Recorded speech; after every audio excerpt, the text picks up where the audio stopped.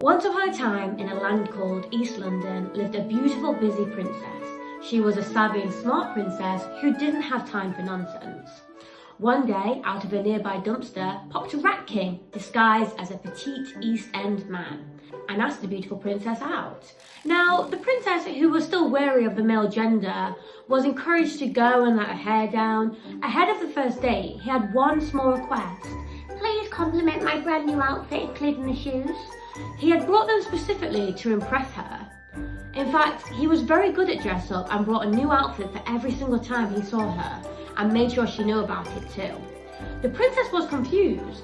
Usually suitors play it cool, but this rat king arrived bearing gifts of perfume in a bespoke and personalised case. Alarm bells of love bombing rang, but as sad as it was to admit, she was used to dating trolls and goblins. She saw the yearning she'd been asking for, but when he squeaked of destiny and soulmates, she started to feel a lump in her throat. "You are the one," the rat king proclaimed, his whiskers twitching with the thrill of the hunt. "We shall get married on the 19th, that's my lucky number, and I've already bought us matching pyjamas with your noble hound." The princess was stressed. This felt wrong, but should she be grateful? Now, the rat king was determined to fill up the princess's diary.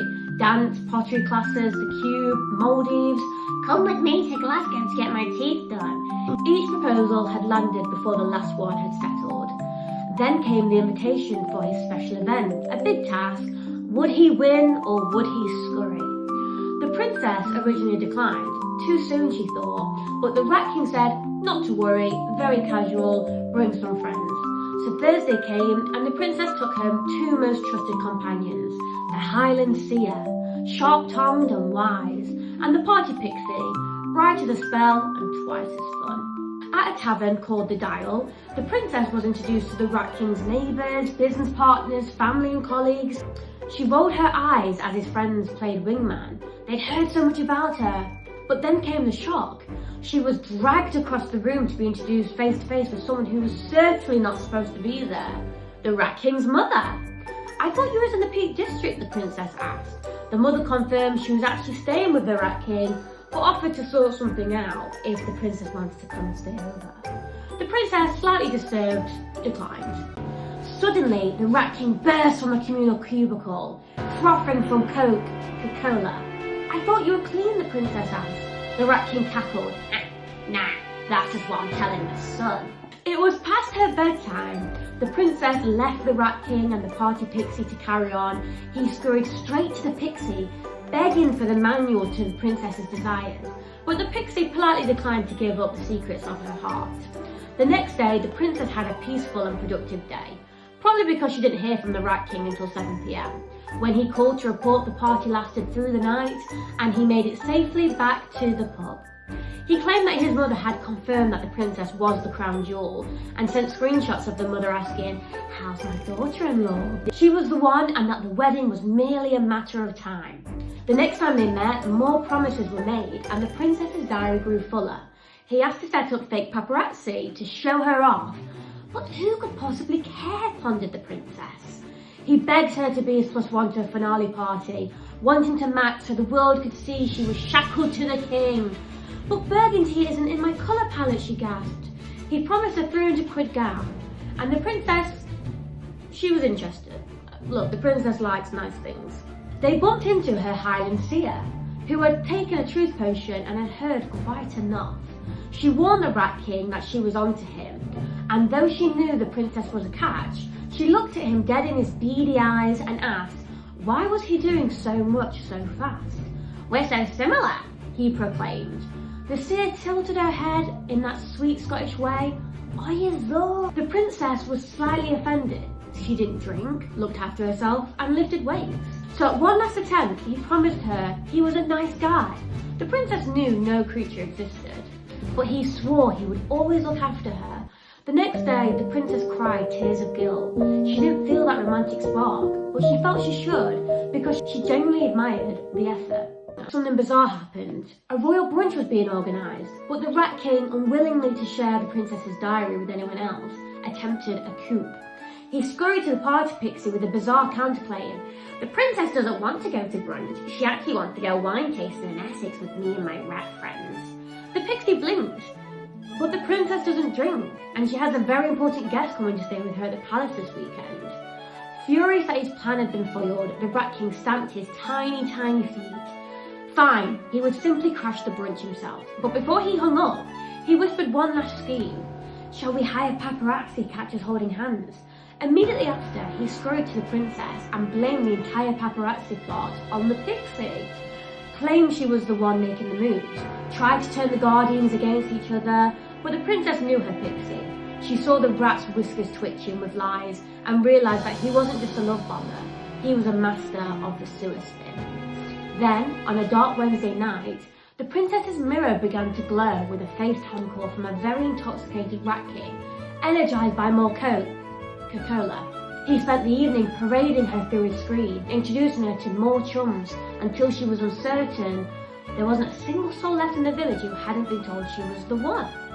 Before the call ended, the Rat King squeaked, "Remember, meet me at our usual spot at 9:40 a.m. I shall summon a carriage to whisk us away to the nail salon for a morning of royal pampering." As he prepared to hang up, he let out a final, frantic, "Love ya, bye." The princess sat in stunned silence, pretending her ears heard no such thing. But the Rat King was persistent. He squeaked it again, louder, "Love ya, bye." The love-bombing bells didn't just ring, they were a deafening crescendo.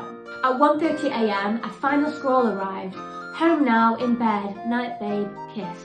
But a Rat King cannot change his nature. While he claimed to be tucked in his nest, he was scurrying through the shadows until the sun rose at 8 a.m. He promised a morning of luxury at the Wharf of the Canaries.